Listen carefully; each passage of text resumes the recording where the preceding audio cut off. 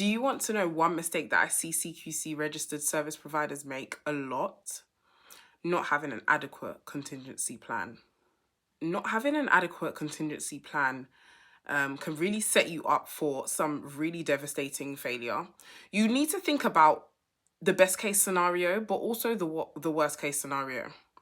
So you've got, I don't know, 40k in capital, which is a lot. You've got your budget for marketing. You're going to put some money towards promotional tools, some money towards private apps.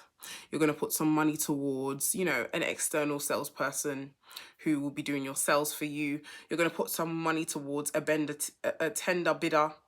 Okay, what about if all those things flop? Which they can, by the way, and they can all flop simultaneously. What are you going to do then? Do you have enough capital to, facilitate a backup plan?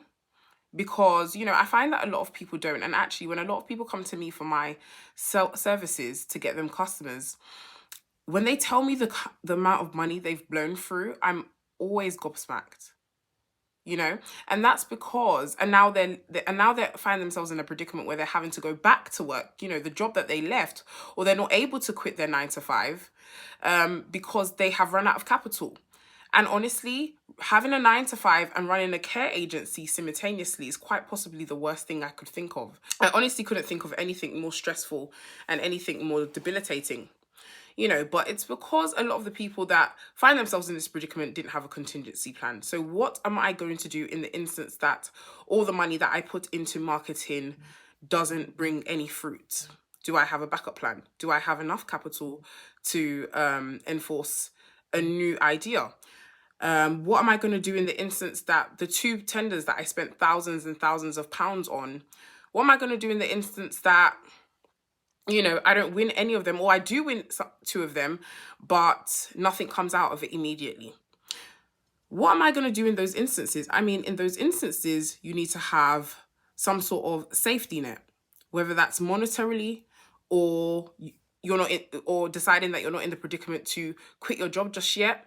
You need to think about that, because you don't want to be in the predicament that I've seen a lot of people get into, where they're a nurse or they're a carer or they're a social worker and they quit their job to start a care agency, and they quickly realize that to run a care agency requires a lot of patience and capital, and then they go back into their 9 to 5. That's the worst. That's literally the worst trajectory that you can find yourself in. So don't be in a rush to start as a CQC service provider without professional opinion first, please. By the way, guys, I have stopped my 15-minute consultations, as I announced on my status.